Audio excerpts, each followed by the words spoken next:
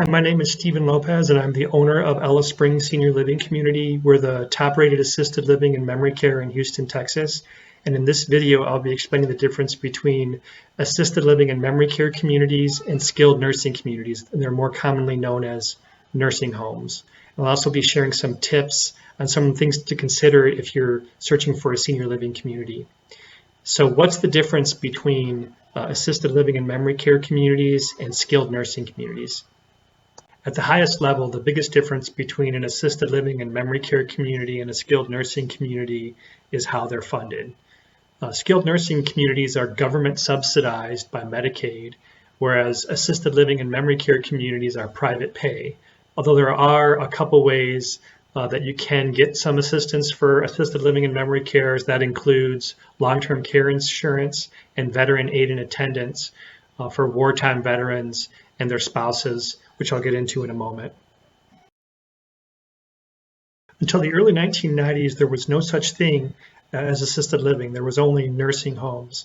My first exposure to a nursing home was with my grandma, who I visited with my father about once a week. And in those days, the nursing homes had a very medical feel. Her room looked a lot like a hospital room, and she had a curtain between her and the other resident. Here's a picture of a modern day skilled nursing, which resembles in many ways the skilled nursing that my grandma was in. Now, there are some newer skilled nursings that have private room options. In the 1990s, a new kind of community sprang up, and the term assisted living entered the healthcare vocabulary in the United States.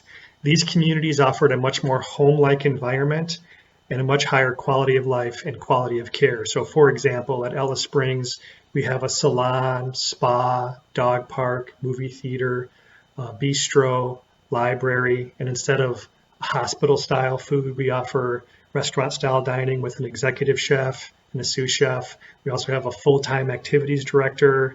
On the medical side, we have a couple internal medicine doctors and their nurse practitioners that rotate on site, 24-hour caregivers, 24-hour med tech, our own nurse, memory care coordinator, as well as a full rehab team on site. So why would anyone choose a skilled nursing over an assisted living when an assisted living is offering resort-style living with medical support? And the main reason is cost. There's a big cost differential between assisted living and memory care and a skilled nursing community, which I'll explain. So for example, at ELLAY Springs, our most affordable apartment is a 2-bedroom shared where each resident has their own private bedroom, which is still more privacy than some of the skilled nursing setups. Then they share a large bathroom that has 2 entrances and a large living room, and that's $2,995 per month, and that includes 3 meals a day, all utilities, internet, Wi-Fi, cable, weekly housekeeping and laundry, daily activities, and scheduled transportation. So it does include a lot of things, and so that is our most affordable option. If you wanted a studio, it would be $3,675 per month. That includes all of the things that I listed. We also have 1-bedrooms, which are $4,250. We have 2-bedroom 1-baths and 2-bedroom 2-baths. Now, don't quote me on those prices because, as you know, inflation is very high right now, so those prices could go up in the future. Unfortunately, a lot of people that I talk to are on limited incomes, and those prices are too high. So for those people, a better option may be skilled nursing. However, skilled nursing has very strict income and asset requirements, and I'm going to bring up a couple of examples. So here in this chart, you can see the asset and income restrictions if you're single. So to qualify for skilled nursing, you cannot have more than $2,000 in assets. Now that does not include your house, but I'm going to talk about your house in a moment. Your house may not escape being used to pay for your skilled nursing. And the income limit is $2,349 if you're single. So those are 2 separate requirements. So if you're at the $2,000 asset limit, but your income is too high, you still wouldn't qualify. The next chart shows if you're married and only one person is applying for Medicaid. And as you can see there is a higher asset limit for the non-applicant, which is $128,640 as of the recording of this video.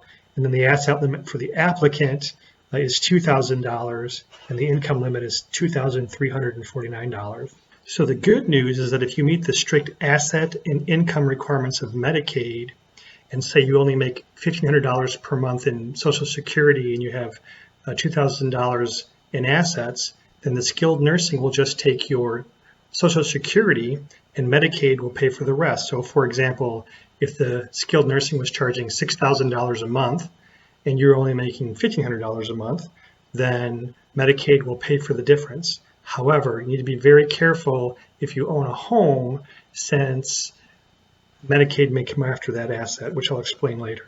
Now, they have another rule called a 5-year look-back rule. So a lot of people will look at this and say, well, I'm just going to move assets so that I can qualify for skilled nursing. And they will look back 5 years. You may want to talk to an attorney if you're thinking far enough ahead and you want to qualify 5 years out.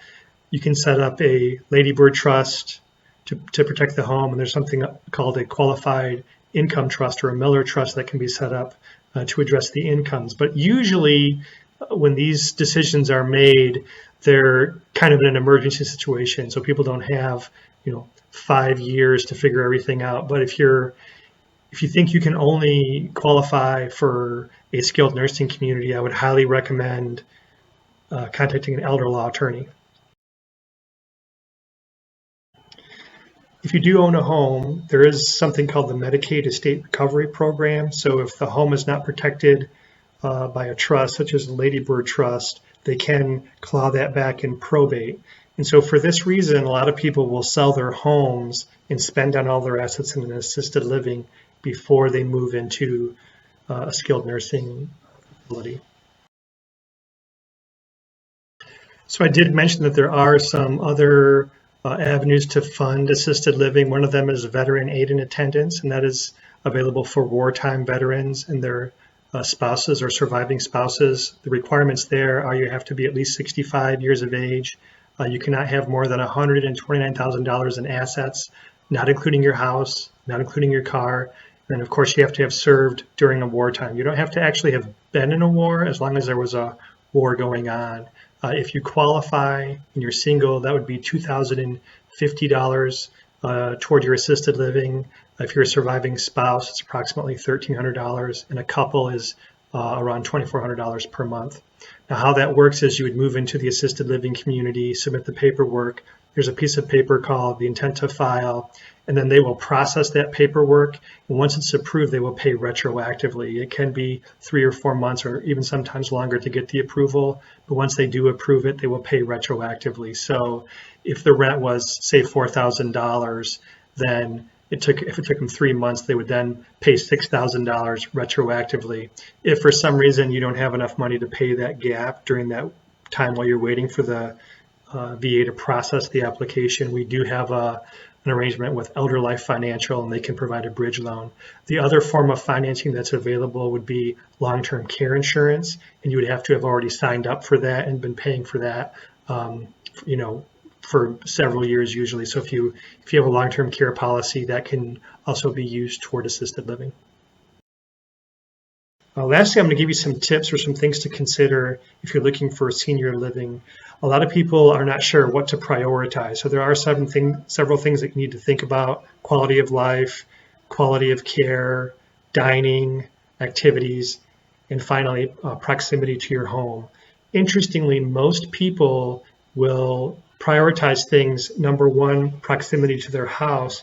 And that's because a lot of people think that assisted livings are created equal. And so an example that I like to use to help kind of frame that question is to imagine something that really matters, like, for example, an anniversary dinner. So if you're having an anniversary dinner for your spouse, do you go to Google and just type in nearest restaurant?